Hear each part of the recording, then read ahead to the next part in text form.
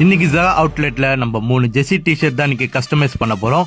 Customer வந்து T shirt purchase பண்ணி கொடுத்துட்டு 3 பேரோட நேம் வந்து பின்னாடி போட்டு தர சொல்லி கேட்டிருந்தாரு. அண்ட் நம்பர்ஸும் பெரிய லெட்டர்ல கேட்டிருந்தாரு. நம்மளும் போல்டான லெட்டர்ல சூப்பரா பண்ணி கொடுத்துருக்கோம். கலர் பாத்தீங்கன்னா அந்த ப்ளூக்கும் ஆரஞ்சுக்கும் பாக்குறதுக்கு சூப்பர்.